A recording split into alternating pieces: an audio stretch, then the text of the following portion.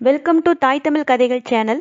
புத்தகம் வாசித்தல் ஒரு நல்ல பழக்கம். இந்த சேனலில் புத்தகத்தில் இருக்கின்ற மாதிரியே பகிர்ந்திருக்கிறோம். கேளுங்க, லைக் அண்ட் சப்ஸ்கிரைப் பண்ணி எங்களுக்கு உங்களோட ஆதரவு கொடுங்க. புதுவெள்ளம் அத்தியாயம் 6. நடுநிசிக் கூட்டம். குரவை கூத்துக்கும் வெறியாட்டுக்கும் பின்னர் வந்திருந்த விருந்தினருக்கு பெருந்தர விருந்து நடைபெற்றது. வல்லவரையனுக்கு விருந்து ருசிக்கவில்லை. அவன் உடம்பு களைத்திருந்தது, உள்ளம் கலங்கியிருந்தது. ஆயினும் அவன் பக்கத்திலிருந்த அவனுடைய நண்பன் கந்தமாறன் அங்கிருந்த மற்ற விருந்தாளிகள் யார் யார் என்பதை பெருமிதத்துடன் எடுத்துக் கூறினான். பழுவேட்டரையரையும் சம்புவரையரையும் தவிர அங்கே மழபாடித் தென்னவன் மழவரையர் வந்திருந்தார். குன்றத்தூர் பெருநிலக்கிழார் வந்திருந்தார். மும்முடி பல்லவரையர் வந்திருந்தார்.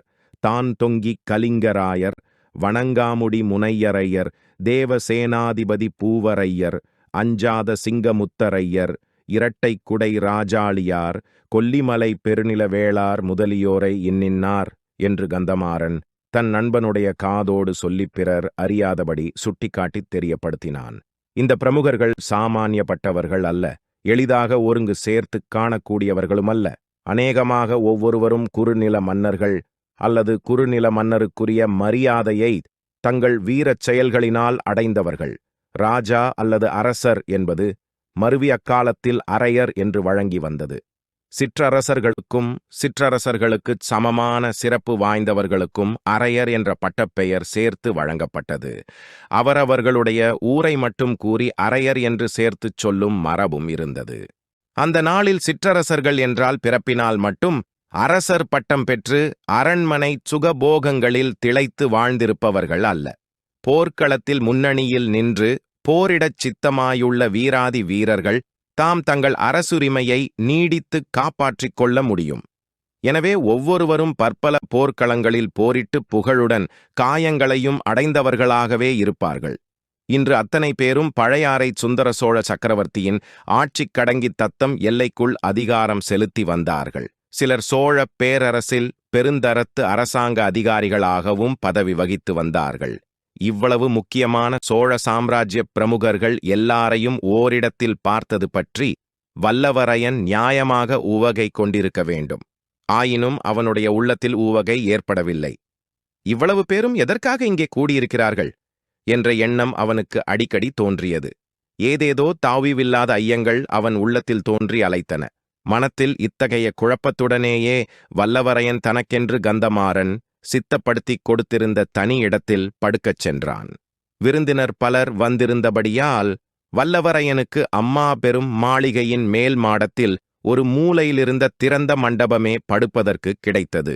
நீ மிகவும் களைத்திருக்கிறாய், ஆகையினால் நிம்மதியாக படுத்து தூங்கு. மற்ற விருந்தாளிகளை கவனித்துவிட்டு நான் உன் பக்கமே வந்து படுத்துக் கொள்கிறேன் என்று கந்தமாறன் சொல்லிவிட்டுப் போனான். படுத்தவுடனே வந்தியத்தேவனுடைய கண்களை சுழற்றிக் கொண்டு வந்தது. மிக விரைவில் நித்ராதேவி அவனை ஆட்கொண்டாள். ஆனாலும் என்ன பயன்? மனம் என்பது ஒன்று இருக்கிறதே, அதை நித்ராதேவியினால் கூட கட்டுக்குள் வைக்க முடிவதில்லை. உடல் அசைவற்று கிடந்தாலும் கண்கள் மூடியிருந்தாலும் மனத்தின் ஆழத்தில் பதிந்து கிடக்கும் எண்ணங்கள் கனவாக பரிணமிக்கின்றன. பொருளில்லாத, அறிவுக்கு பொருத்தமில்லாத பற்பல நிகழ்ச்சிகளும் அனுபவங்களும் அந்த கனவு லோகத்தில் ஏற்படுகின்றன. எங்கேயோ வெகு தூரத்திலிருந்து ஒரு நரி ஊளையிடும் சப்தம் கேட்டது. ஒரு நரி 10 நரியாகி 100 நரியாகி ஏகமாக ஊளையிட்டன. ஊளையிட்டுக் கொண்டே வந்தியத்தேவனை நெருங்கி நெருங்கி நெருங்கி வந்தன. காரிருளில் அந்த நரிகளின் கண்கள் சிறிய சிறிய நெருப்புத் தணல்களைப் போல் ஜொலித்துக் கொண்டு அவனை அணுகி வந்தன. மறுபக்கம் திரும்பி ஓடித் தப்பிக்கலாம் என்று வந்தியத்தேவன் பார்த்தான். அவன் பார்த்த மறுதிசையில் 10, 100, 1000 நாய்கள் ஒரே மந்தையாக குறைத்து கொண்டு பாய்ந்து ஓடி வந்தன. அந்த வேட்டை நாய்களின் கண்கள் அனல் பொறிகளைப் போல் ஜொலித்தன. நரிகளுக்கும் வேட்டை நாய்களுக்கும் நடுவில் அகப்பட்டு கொண்டால் தன்னுடைய கதி என்னவாகும் என்று எண்ணி வந்தியத்தேவன் நடுநடுங்கினான். நல்லவேளை, எதிரே ஒரு கோயில் தெரிந்தது. ஓட்டமாக ஓடித் திறந்திருந்த கோயிலுக்குள் புகுந்து வாசற்கதவையும் தாளிட்டான். திரும்பிப் பார்த்தால் அது காளி கோயில் என்பது தெரிந்தது. அகோரமாக வாயை திறந்து கொண்டிருந்த காளிமாதாவின் சிலைக்கு பின்னாலிருந்து பூசாரி ஒருவன் வெளிக்கிளம்பி வந்தான். அவன் கையில் ஒரு பயங்கரமான வெட்டரிவாள் இருந்தது. வந்தையா, வா. என்று சொல்லிக்கொண்டு பூசாரி அருகில் நெருங்கி வந்தான். நீ பிறந்த அரச குலத்தின் வரலாறு என்ன? எத்தனை ஆண்டுகளாக உன் குலத்தினர் அரசு புரிகின்றனர்? உண்மையைச் சொல் என்று பூசாரி கேட்டான். வாணர் குலத்து வல்லவரையர் 300 ஆண்டுகள் அரசு புரிந்தவர். என் தந்தையின் காலத்தில் வைதும்பராயர்களால் அரசை இழந்தோம் என்றான் வந்தியத்தேவன். அப்படியானால் நீ தகுந்த பலி அல்ல, ஓடிப்போ என்றான் பூசாரி. திடீரென்று காளிமாதாவின் இடத்தில் கண்ணபெருமாள் காட்சியளித்தான். கண்ணன் சந்நிதியில் 2 பெண்கள் கையில் பூமாலையுடன் ஆண்டாள் பாசுரம் பாடிக்கொண்டு வந்து நடனமாடினார்கள். இதை வல்லவரையன் பார்த்து பரவசமடைந்திருக்கையில் அவனுக்கு பின்புறத்தில் கண்டோம் கண்டோம் கண்டோம் கண்ணுக்கினியென கண்டோம் என்ற பாடலைக் கேட்டு திரும்பிப் பார்த்தான். பாடியவன் ஆழ்வார்க்கடியான் நம்பிதான். இல்லை, ஆழ்வார்க்கடியானுடைய தலை பாடியது. அந்த தலை மட்டும் பலி பீடத்தில் வைக்கப்பட்டிருந்தது. இந்த காட்சியை பார்க்கச் சகிக்காமல் வல்லவரையன் திரும்பினான். தூணில் முட்டிக்கொண்டான். கனவு கலைந்தது. கண்கள் திறந்தன. ஆனால் கனவையும் நனவையும் ஒன்றாய்ப் பிணைத்த ஒரு காட்சியை அவன் காண நேர்ந்தது. அவன் படுத்திருந்த இடத்துக்கு நேர் எதிர்ப்புறத்தில் கடம்பூர் மாளிகை சுற்று மதிலின் மேலே ஒரு தலை தெரிந்தது. அது அந்த ஆழ்வார்க்கடியான் நம்பியின் தலைதான். இந்த தடவை அது கனவல்ல, வெறும் பிரமையும் அல்லவென்பது நிச்சயம். ஏனெனில் எத்தனை நேரம் பார்த்தாலும் அந்த தலை அங்கேயே இருந்தது. அது வெறும் தலை மட்டுமல்ல, தலைக்கு பின்னாலே உடம்பு இருக்கிறது என்பதையும் எளிதில் ஊகிக்கக்கூடியதாயிருந்தது. ஏனெனில் ஆழ்வார்க்கடியானுடைய கைகள் அந்த மதில் ஓரத்தின் விளிம்பை பிடித்து கொண்டிருந்தன. அதோடு அவன் வெகு கவனமாக மதிலுக்கு கீழே உட்புறத்தை உற்று நோக்கிக் கொண்டிருந்தான்.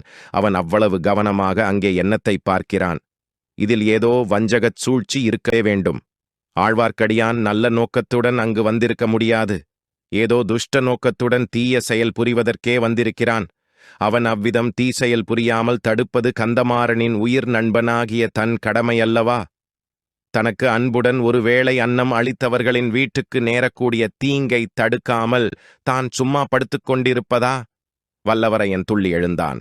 பக்கத்தில் கழற்றி வைத்திருந்த உரையுடன் சேர்ந்த கத்தியை எடுத்து இடுப்பில் செருகிக் கொண்டான். ஆழ்வார்க்கடியானுடைய தலை காணப்பட்ட திக்கை நோக்கி நடந்தான். மாளிகை மேல் மாடத்தில் ஒரு மூலையிலிருந்த மண்டபத்தில் அல்லவா வல்லவரையன் படுத்திருந்தான். அங்கிருந்து புறப்பட்டு மதில் சுவரை நோக்கி நடந்தபோது மேல் மாடத்தை அலங்கரித்த மண்டபச் சிகரங்கள், மேடைகள், விமான ஸ்தூபிகள், தூண்கள் ஆகியவற்றைக் கடந்தும் தாண்டியும் சுற்றி வளைத்தும் நடக்க வேண்டியதாயிருந்தது. சற்று தூரம் அவ்விதம் நடந்த பிறகு திடீரென்று எங்கிருந்தோ பேச்சுக் குரல் வந்ததைக் கேட்டு வல்லவரையன் தயங்கி நின்றான். அங்கிருந்த ஒரு தூணை பிடித்துக்கொண்டு தூணின் மறைவில் நின்றபடி எட்டிப் பார்த்தான். கீழே குறுகலான முற்றம் ஒன்றில் 3 பக்கமும் நெடுஞ்சுவர்கள் சூழ்ந்திருந்த இடத்தில் 10-12 பேர் உட்கார்ந்திருந்தார்கள். பாதி மதியின் வெளிச்சத்தை நெடுஞ்சுவர்கள் மறைத்தன. ஆனால் ஒரு சுவரில் பதித்திருந்த இரும்பு அகல் விளக்கில் எரிந்த தீபம் கொஞ்சம் வெளிச்சம் தந்தது. அங்கிருந்தவர்கள் அத்தனை பேரும் அன்று இரவு விருந்தின் போது அவன் பார்த்த பிரமுகர்கள்தான். சிற்றரசர்களும் சோழ சாம்ராஜ்ய அதிகாரிகளும்தான். அவர்கள் ஏதோ மிக முக்கியமான விஷயத்தை பற்றி கலந்தாலோசிக்கவே நள்ளிரவு நேரத்தில் அங்கே கூடியிருக்க வேண்டும். அவர்கள் என்ன செய்கிறார்கள், என்ன பேசுகிறார்கள் என்பதை தான் ஆழ்வார்க்கடியான் மதில் சுவர் மீதிலிருந்து அவ்வளவு கூர்மையாக கவனித்துக் கொண்டு வருகிறான். ஆழ்வார்க்கடியான் மிகப் பொல்லாத கெட்டிக்காரன் என்பதில் ஐயமில்லை. அவன் இருக்குமிடத்திலிருந்து கீழே கூடி பேசுகிறவர்களை ஒருவாறு பார்க்க முடியும். அவர்களுடைய பேச்சை நன்றாய் கேட்க முடியும். ஆனால் கீழேயுள்ளவர்கள் ஆழ்வார்க்கடியானை பார்க்க முடியாது. அந்த இடத்தில் மாளிகைச் சுவர்களும் மதில் சுவர்களும் அவ்வாறு அமைந்திருந்தன. அத்தகைய இடத்தை ஆழ்வார்க்கடியான் எப்படியோ கண்டுபிடித்துக் கொண்டு வந்திருக்கிறான். கெட்டிக்காரன்தான், சந்தேகமில்லை. ஆனால் அவனுடைய கெட்டிக்காரத்தனமெல்லாம் இந்த வாணர் குலத்து வந்தியத்தேவனிடம் பலிக்காது. அந்த வேஷதாரி வைஷ்ணவனை கைபிடியாகப் பிடித்துக் கொண்டு வந்து, ஆனால் அப்படி அவனை பிடிப்பதாயிருந்தால் கீழே கூடியுள்ளவர்களுடைய கவனத்தை கவராமல் அவன் உள்ள மதில் சுவரை அணுக முடியாது. அப்படி அவர்கள் பார்க்கும்படிதான் நடந்து போவதில் ஏதேனும் அபாயம் இருக்கலாம். இன்றைக்கு நாள் பார்த்து இவன் இங்கே வந்திருக்க வேண்டியதில்லை என்று சம்புவரையர் கூறியது அவன் நினைவுக்கு வந்தது. இவர்கள் எல்லோரும் ஏதோ முக்கிய காரியமாக கலந்தாலோசிப்பதற்காக இங்கே வந்திருக்கிறார்கள். அவர்களுடைய யோசனையைப் பற்றி பிறர் அறிந்து கொள்வதில் அவர்களுக்கு விருப்பமில்லை என்பது தாவிவு. அப்படியிருக்கும்போது தன்னை திடீரென்று அவர்கள் பார்த்தால் தன் பேரில் சந்தேகப்பட்டு விடலாம் அல்லவா? ஆழ்வார்க்கடியானைப் பற்றி அவர்களுக்குத் தான் சொல்வதற்குள் அவன் மதில் சுவரிலிருந்து வெளிப்புறம் குதித்து ஓடிவிடுவான். ஆகையால் தன் பேரில் சந்தேகம் ஏற்படுவதுதான் மிச்சமாகும். படுத்திருந்தவன் இங்கு எதற்காக வந்தாய் என்றால் என்ன விடை சொல்லுவது? கந்தமாறனின் நிலைமையை சங்கடத்துக்கு உள்ளாக்குவதாகவே முடியும். ஆகா, அதோ கந்தமாறன் இந்த கூட்டத்தின் ஒரு பக்கத்தில் உட்கார்ந்திருக்கிறான். அவனும் இந்த கூட்டத்தாரின் ஆலோசனையில் கலந்து கொண்டிருக்கிறான் போலும். காலையில் கந்தமாறனைக் கேட்டால் எல்லாம் தெரிந்து விடுகிறது. அச்சமயம் அக்கூட்டத்தாருக்கு பக்கத்தில் வைக்கப்பட்டிருந்த மூடு பல்லக்கு வந்தியத்தேவனுடைய கவனத்தை கவர்ந்தது. ஆ, இந்த பல்லக்கு பழுவேட்டரையருடன் அவருடைய யானையை தொடர்ந்து வந்த பல்லக்கு அல்லவா? அதற்குள்ளே இருந்த பெண், ஒரு கணம் திரையை நீக்கி வெளியே பார்த்த பெண், இப்போது இந்த மாளிகையில் எந்த பகுதியில் இருக்கிறாளோ அந்த புறத்துக்கு கூட அவளை இந்த கிழவர் அனுப்பவில்லையாமே. கொஞ்சம் வயதானவர்கள் இளம் பெண்களை மணந்து கொண்டாலே இந்தச் சங்கடந்தான். சந்தேகம் அவர்கள் பிராணனை வாங்குகிறது. ஒரு நிமிஷம் கூட தங்களுடைய இளம் மனைவியை விட்டு பிரிந்திருக்க அவர்களுக்கு மனம் வருவதில்லை. ஒருவேளை இப்போது கூட இந்த பல்லக்கிலேயே பழுவேட்டரையருடைய இளம் மனைவி இருக்கிறாளோ என்னமோ? ஆகா, இந்த வீராதி வீரரின் தலைவிதியை பார். இந்த வயதில் ஓர் இளம் பெண்ணிடம் அகப்பட்டுக் கொண்டு அவளுக்கு அடிமையாகித் தவிக்கிறார். அப்படியொன்றும் அவள் ரதியோ மேனகையோ ரம்பையோ இல்லை. வந்தியத்தேவன் ஒரு கணம் அவளை பார்த்தபோது ஏற்பட்ட அருவருப்பு உணர்ச்சியை அவன் மறக்கவில்லை. அத்தகையவளிடம் இந்த வீர பழுவேட்டரையருக்கு என்ன மோகமோ தெரியவில்லை. அதைவிட அதிசயமானது ஆழ்வார்க்கடியானது பைத்தியம். இந்த பல்லக்கு இங்கே வைக்கப்பட்டிருப்பதினாலேதான் அவனும் சுவர் மேல் காத்திருக்கிறான் போலும். ஆனால் அவனுக்கும் அவளுக்கும் என்ன உறவோ என்னமோ நமக்கு என்ன தெரியும்? அவள் ஒருவேளை அவனுடைய சகோதரியாயிருக்கலாம், அல்லது காதலியாகவும் இருக்கலாம். பழுவேட்டரையர் பலவந்தமாக அவளை கவர்ந்து கொண்டு போயிருக்கலாம். அவ்வாறு அவர் செய்யக்கூடியவர்தான்.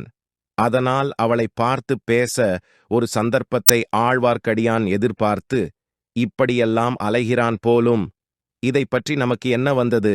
பேசாமல் போய் படுத்து தூங்கலாம். இப்படி அந்த இளைஞன் முடிவு செய்த சமயத்தில் கீழே நடந்த பேச்சில் தன்னுடைய பெயர் அடிபடுவதைக் கேட்டான். உடனே சற்று கூர்ந்து கவனிக்கத் தொடங்கினான்.